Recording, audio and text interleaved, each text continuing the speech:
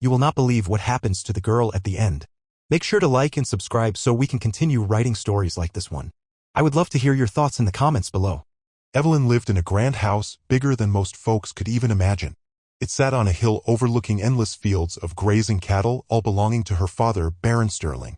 But Evelyn didn't care about the size of the house or the number of cows. She cared about freedom, something she had very little of. Her days were filled with piano lessons, embroidery, and endless teas with ladies who only seemed interested in gossip. She longed to be outside, riding horses and exploring the wide open spaces, but a proper young lady didn't do such things.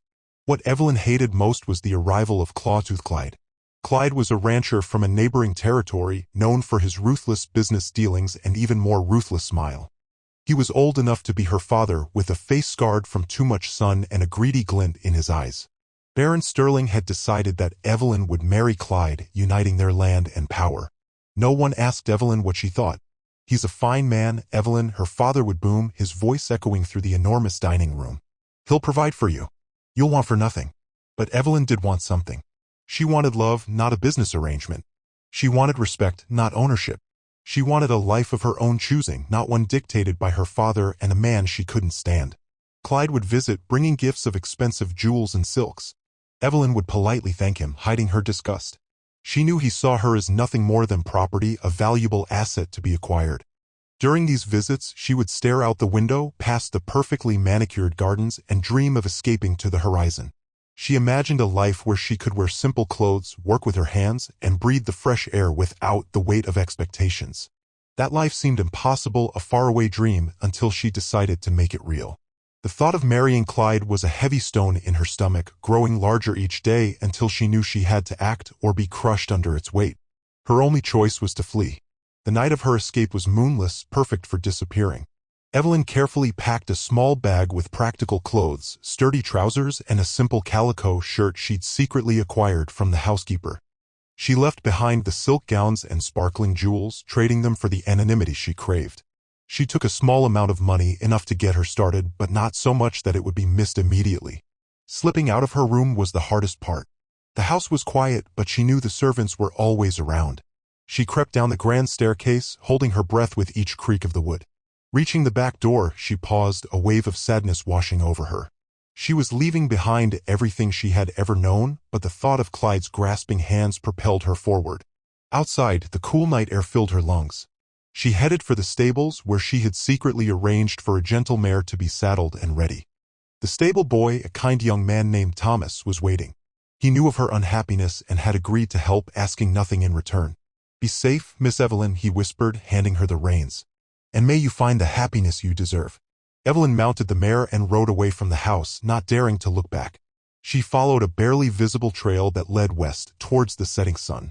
The sagebrush scratched at her legs and the wind whipped her hair across her face, but she didn't care. She was free.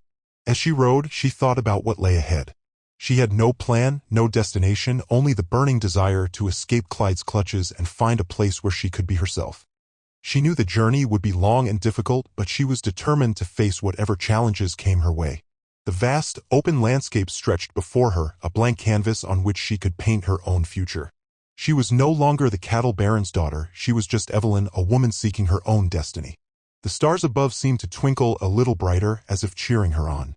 Days blurred into one another. The endless sagebrush seemed to mock Evelyn, all looking the same, no matter which way she turned. The mare, whom she'd named Hope, was sturdy, but even she began to tire. Evelyn's small amount of money dwindled with each passing day as she bought food and water at infrequent trading posts. She soon realized that her knowledge of the world extended only to fancy dresses and proper manners, not to survival in the harsh West. She tried to hunt, remembering stories her father's ranch hands had told, but she couldn't bring herself to harm the rabbits and birds she encountered. Hunger gnawed at her stomach, a constant reminder of her inexperience. The sun beat down relentlessly, turning her skin red and chapping her lips. At night, the temperature plummeted, leaving her shivering in her thin clothes. One evening, as the sun dipped below the horizon, painting the sky in shades of orange and purple, Evelyn realized she was lost. She had been following a faint trail, but it had disappeared, swallowed by the vastness of the land. Hope stumbled, exhausted, and Evelyn knew they couldn't go on much longer. Despair began to creep in.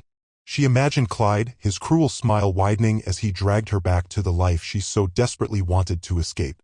She pictured her father, his face etched with disappointment, telling her she had made a foolish mistake. Tears welled up in her eyes, blurring the already indistinct landscape. She dismounted Hope, wrapping her arms around the mare's neck. "I'm so sorry, girl," she whispered. "I've led us both astray." As darkness fell, Evelyn huddled beside Hope, shivering and afraid.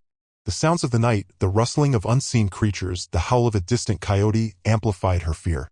She closed her eyes, praying for a miracle, for any sign of hope in the overwhelming darkness.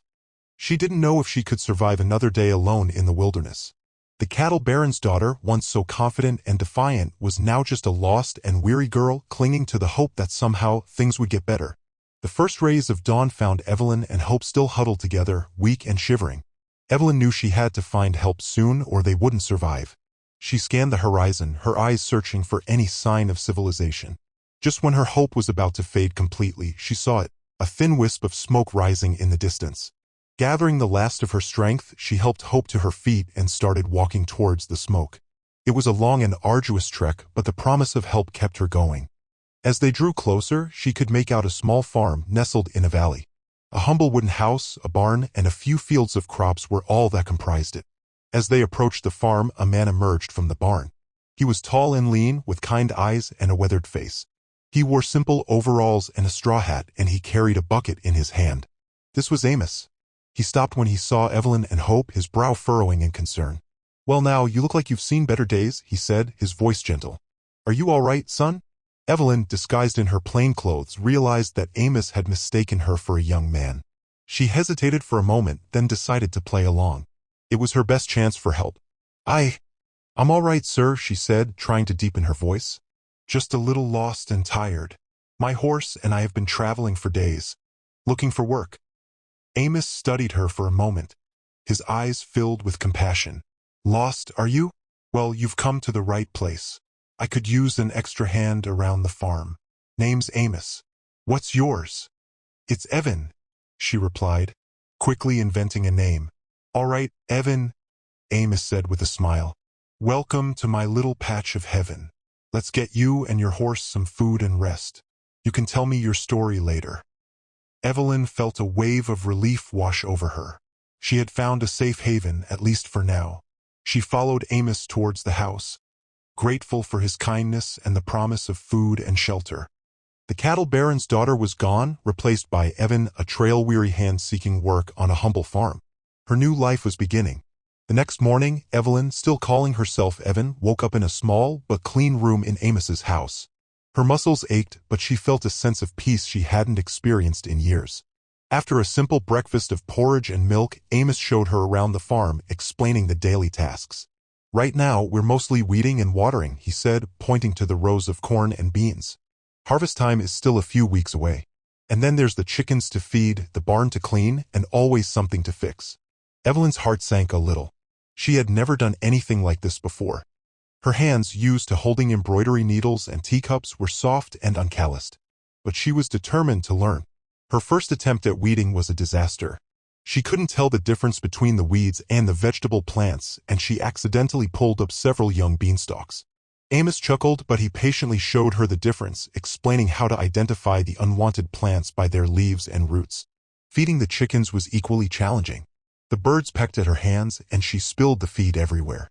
Again, Amos offered gentle guidance, showing her how to scatter the feed evenly and avoid getting nipped. The hardest task was cleaning the barn. The smell was overwhelming, and the work was backbreaking. Evelyn's arms and back ached, and she felt like giving up. But she remembered why she had run away, and she pushed herself to keep going. She imagined Clyde, his smug face, and the thought fueled her determination. As the days passed, Evelyn slowly began to learn. She became more adept at weeding, more confident with the chickens, and even managed to clean the barn without gagging. She still made mistakes, but she was improving. More importantly, she was learning the value of hard work and the satisfaction of seeing the fruits of her labor. She found a quiet joy in watching the crops grow, in feeling the earth between her fingers, and in contributing to the running of the farm. Evelyn was discovering a strength and resilience she never knew she possessed. This new life, though challenging, was starting to feel like home.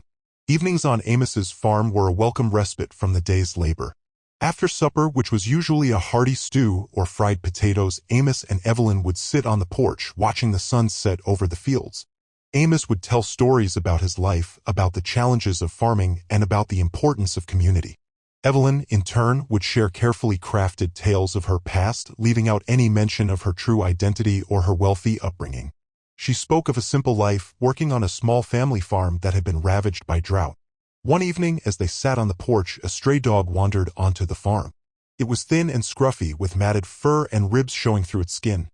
Amos immediately offered it some scraps of food, and the dog eagerly devoured them. Evelyn, despite her attempts to toughen up, couldn't help but feel a pang of sympathy for the animal. She remembered her own pampered pets back home, and the contrast was stark. She went inside and returned with a bowl of fresh water and a soft blanket. "Here you go, fella," she said, gently stroking the dog's head. The dog whimpered softly and licked her hand. Amos watched her with a smile. "You have a kind heart, Evan," he said. "That's a good thing to have, especially in these times." Evelyn blushed, embarrassed by the compliment. She continued to care for the dog, feeding it and tending to its wounds. She named him Lucky, hoping that he would bring good fortune to the farm. Lucky quickly became a part of the family, following Evelyn around the farm and sleeping at the foot of her bed. As Evelyn cared for Lucky, she realized that kindness and compassion were not weaknesses, but strengths. They were qualities that she had always possessed, but had been hidden beneath layers of wealth and privilege. On Amos's farm, she was learning to embrace her true self, to let her heart guide her actions. And as she did, she found a sense of peace and fulfillment that she had never known before. The simple act of caring for a stray dog was helping her heal both inside and out. It was a reminder that even in the midst of hardship, there was always room for love and compassion. Weeks turned into months, and the rhythm of farm life became familiar to Evelyn. The crops grew tall and strong, promising a bountiful harvest. Evelyn's hands, once soft and delicate, were now calloused and strong, capable of handling any task Amos threw her way. But it wasn't just the physical labor that changed her, it was the connection she was building with Amos. Their evenings on the porch became something she looked forward to more than anything. They would talk for hours, sharing stories and dreams. Amos spoke of his late wife, Sarah, and the love they had shared. He described his hopes for the future, for a family of his own and a farm that would thrive for generations to come. Evelyn, still pretending to be Evan, carefully revealed bits and pieces of her fabricated past. She spoke of her love for nature, her longing for a simple life, and her desire to find a place where she truly belonged. She avoided any details that might reveal her true identity, but she found herself drawn to Amos's honesty and kindness. One night, as they were sharing a simple meal of cornbread and beans, Amos looked at Evelyn with a gentle smile. "You know, Evan," he said, "you remind me a lot of Sarah." She had that same spark in her eyes, that same determination to make something of herself. Evelyn's heart skipped a beat. She blushed and looked away, unsure how to respond. She knew she was deceiving Amos, but she couldn't bring herself to tell him the truth.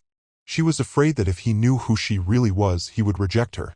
As they continued to share meals and stories, Evelyn found herself falling in love with Amos. She admired his strength, his kindness, and his unwavering optimism. She knew that he was a good man, a man who deserved honesty and respect. But she was trapped in her own web of lies, afraid to reveal the truth that could shatter their growing connection. The secret she carried was a heavy burden, weighing on her heart and threatening to destroy the happiness she had found on Amos's farm. She knew she couldn't keep it hidden forever, but she didn't know how to reveal it without losing everything. Unbeknownst to Evelyn, Clawtooth Clyde was relentlessly pursuing her. He had hired a team of trackers to scour the countryside, offering a hefty reward for her safe return. Clyde was furious, not just because Evelyn had defied him, but because she had embarrassed him in front of the entire territory. He wouldn't rest until he had her back under his control. He followed the trail westward, questioning everyone he encountered. He learned of a young woman, dressed in men's clothing, who had been seen heading in the direction of Amos's farm. Clyde's eyes narrowed. He had a feeling he was getting close. He rode into the nearby town, a dusty, lawless place called Redemption Gulch. He swaggered into the saloon, his spurs jingling, and demanded information. The locals, intimidated by his wealth and reputation, were hesitant to speak. Finally, a grizzled old prospector, fueled by whiskey and greed, spoke up. "Heard tell of a young fellow workin' on Amos's farm," he said, his voice raspy. "Came out of nowhere, lookin' for work." Clyde slammed his fist on the table, sending glasses flying. "Amos's farm, you say?" Describe this young fella. The prospector described Evelyn, or rather Evan, in detail. Clyde's face twisted into a cruel smile. He had found her. He gathered his men and prepared to ride out to Amos's farm. He imagined Evelyn's shock and fear when he arrived. He planned to make an example of her to show everyone that no one defied Clawtooth Clyde and got away with it. As he rode, he thought of the power and wealth he would gain by marrying Evelyn. He saw her as a prize, a symbol of his success. He didn't care about her feelings or her desires. He only cared about what she could do for him. The sun began to set, casting long shadows across the landscape. Clyde spurred his horse onward, eager to claim his prize. He was getting closer and closer to Amos's farm, closer and closer to Evelyn. The peaceful life she had found was about to be shattered. The storm was coming. The harvest season arrived and the farm was bustling with activity. Evelyn and Amos worked side by side, their movements becoming synchronized, their laughter echoing through the fields. As they harvested the fruits of their labor, their feelings for each other deepened. One afternoon, as they were taking a break beneath the shade of an old oak tree, Amos turned to Evelyn, his eyes filled with a warmth she had never seen before. "Evan," he said, his voice soft, I've grown quite fond of you. You're a hard worker, a good friend, and well, you've brought a lot of joy into my life." Evelyn's heart pounded in her chest. She knew what he was about to say, and she didn't know how to respond. She longed to tell him the truth, to confess her love and reveal her true identity. But the fear of rejection held her back. Amos reached out and gently took her hand. "I know this might sound strange," he continued, "but I feel like I've known you my whole life. You remind me so much of Sarah, but you're also different. You have a strength and a spirit that I admire." Evelyn's eyes filled with tears. She squeezed his hand, unable to speak. She knew she couldn't keep pretending any longer. She had to tell him the truth, no matter the consequences. "Amos," she began, her voice trembling, "there's something I need to tell you. My name isn't Evan." Before she could continue, Amos placed a finger on her lips. "It doesn't matter what your name is," he said. "What matters is who you are. And I know who you are, Evan.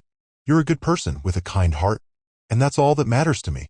Evelyn was overwhelmed with emotion. She had expected anger, disappointment, rejection. But instead, she found acceptance and understanding. She knew that she had to tell him everything, but she also knew that she was loved regardless of her past. She took a deep breath and prepared to reveal her secret, unaware that the storm was about to break.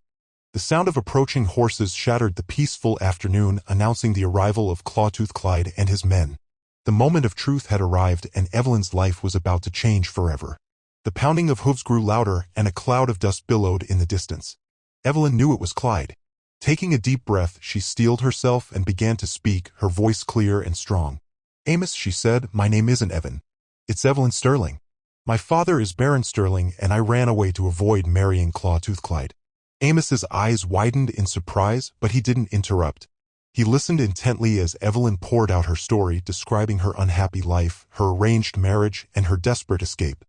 She told him about the silks and jewels she had left behind, the simple clothes she had traded them for, and the fear that had driven her westward. She explained how she had gotten lost, how he had found her, and how she had pretended to be a boy to survive. She confessed her growing feelings for him, her fear of. Before Evelyn could finish her story, Clyde and his men thundered into the farmyard, their horses kicking up dust and scattering chickens. Clyde dismounted, his eyes blazing with anger. He strode towards Evelyn, his jaw clenched. "Evelyn," he roared. "What do you think you're doing, running off like that? Your father is worried sick. And you," he sneered, turning to Amos, "who are you to harbor a runaway?" Evelyn stepped forward, placing herself between Clyde and Amos. "Leave him alone, Clyde," she said, her voice firm. "He didn't know who I was. And I'm not going back with you." Clyde's face turned purple with rage. "You have no choice, Evelyn. You belong with me. Your father has promised you to me. I am not property to be promised." Evelyn retorted. "I am a person, and I choose my own destiny. And I choose to stay here with Amos." Clyde laughed, a harsh, grating sound. "You? Choose to stay on this pathetic little farm with this pathetic little farmer? Don't be ridiculous, Evelyn. You're a Sterling, a cattle baron's daughter. You belong in a mansion surrounded by luxury."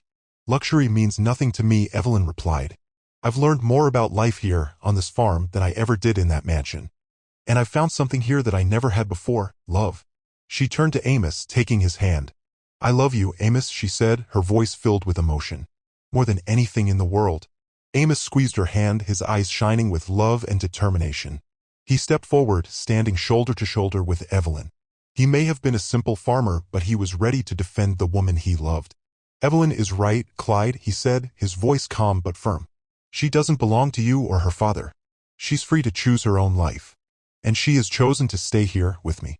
So I suggest you leave before things get ugly. Clyde scoffed. You? A farmer? What are you going to do, threaten me with a pitchfork?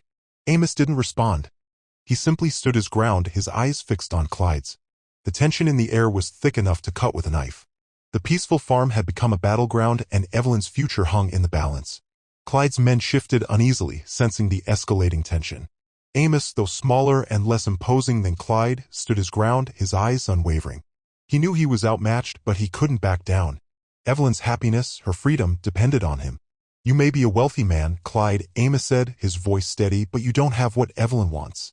You can offer her riches and power, but you can't offer her love and respect. That's something you can't buy. Clyde sneered. Love? What does a farmer know about love? You're a fool, Amos. She'll come crawling back to me once she realizes what she's giving up. She won't, Amos replied, his voice filled with conviction. Because she knows that true wealth isn't measured in gold or land, but in the love and devotion we share. He looked at Evelyn, his eyes filled with tenderness. I love you, Evelyn, he said, his voice ringing with sincerity. More than words can say. And I will fight for you, for our future, until my last breath. Evelyn's heart swelled with emotion. She knew that Amos was risking everything for her, standing up to a powerful and ruthless man. She had never felt so loved, so protected. Clyde's face darkened. He realized that he couldn't reason with Amos, that he was dealing with a man of principle, a man who valued love and honor above all else. He knew he had to resort to force. All right, farmer, he said, his voice menacing. You've made your choice. Now you're going to pay the price. He signaled to his men, who began to dismount their horses, drawing their weapons. Evelyn gasped, fear gripping her heart. She didn't want Amos to get hurt. She had to do something to stop this. Clyde, wait, she cried. Don't hurt him. I'll go with you. Just promise me you won't hurt Amos. Amos turned to her, his eyes filled with alarm. No, Evelyn. Don't do it. I won't let him take you. But Evelyn had made up her mind. She couldn't let Amos get hurt because of her. She was ready to sacrifice her own happiness to protect the man she loved. It's all right, Amos, she said, her voice trembling. I'll be all right. Just promise me you'll be safe. Before Amos could respond, Clyde grabbed Evelyn's arm, pulling her towards him. That's more like it, he said, his voice triumphant. Let's go, Evelyn. It's time to go home. He started to drag her towards his horse, his grip tight and unforgiving. The battle for Evelyn's future had begun. As Clyde pulled Evelyn towards his horse, Amos couldn't bear it any longer. He knew he had to act or he would lose her forever. He lunged forward, grabbing Clyde's arm and yanking him away from Evelyn. Let her go, Clyde, he shouted, his eyes blazing with fury. She doesn't belong to you. Clyde stumbled back, surprised by Amos's sudden attack. He regained his balance and glared at Amos, his face contorted with rage. You want to fight for her, farmer? Fine. Let's see what you're made of. He threw a punch at Amos, but Amos ducked and dodged, his movements surprisingly agile. He landed a blow on Clyde's jaw, sending him staggering backward. Clyde's men surged forward, ready to intervene, but Evelyn stepped in front of them, her arms outstretched. Stop, she cried. Don't hurt him. This is between Clyde and me. She turned to Clyde, her eyes filled with determination. I made a mistake, Clyde, she said, her voice clear and strong. I thought I could protect Amos by going with you, but I was wrong. I can't let you bully him or anyone else. And I can't let you control my life. She took a step towards Amos, reaching out and taking his hand. I choose Amos, she declared, her voice ringing with conviction. I choose this life, this farm, this love. I reject you, Clyde, and everything you stand for. Clyde's face was a mask of fury. He couldn't believe that Evelyn was defying him, rejecting his wealth and power for a simple farmer and a humble life. You'll regret this, Evelyn, he snarled. You'll all regret this. He signaled to his men, and they reluctantly mounted their horses, their faces filled with disappointment. Clyde glared at Evelyn and Amos one last time, his eyes burning with hatred. This isn't over, he growled. I'll be back. With that, he turned and rode away, his men following close behind. The sound of their horses faded into the distance, leaving Evelyn and Amos alone on the farm. Evelyn turned to Amos, her eyes filled with tears. I'm so sorry, Amos, she said, her voice trembling. I didn't mean to put you in danger. Amos smiled and gently wiped away her tears. "You didn't put me in danger, Evelyn," he said. "You gave me something to fight for, and I'll never regret it." He took her in his arms, holding her close. "We'll face whatever comes our way together," he said. "I promise you, Evelyn. We'll be all right." Evelyn finally made her choice. The path ahead wouldn't be easy, but they would face it together. Life on the farm wasn't always easy, but it was filled with love and purpose. Evelyn and Amos worked together, their hands calloused but their hearts full. They faced every challenge as a team, supporting each other through thick and thin. Evelyn, despite her privileged upbringing, proved to be a natural farmer. She had a keen eye for detail and a knack for innovation. She introduced new farming techniques she had learned from books, experimenting with crop rotation and irrigation methods. She also used her knowledge of herbs and flowers to create a small garden which provided fresh ingredients for their meals and attracted beneficial insects to the farm. Amos, in turn, taught Evelyn the traditional ways of farming, sharing his wisdom and experience. He showed her how to read the weather, how to care for the animals, and how to respect the land. He marveled at her enthusiasm and her willingness to learn, and he knew that he had found a true partner in life. The farm began to flourish under their care. The crops grew taller and stronger, the animals were healthy and happy, and the land seemed to thrive with their love and attention. They built a small schoolhouse for the children in the nearby community, sharing their knowledge and skills with the next generation.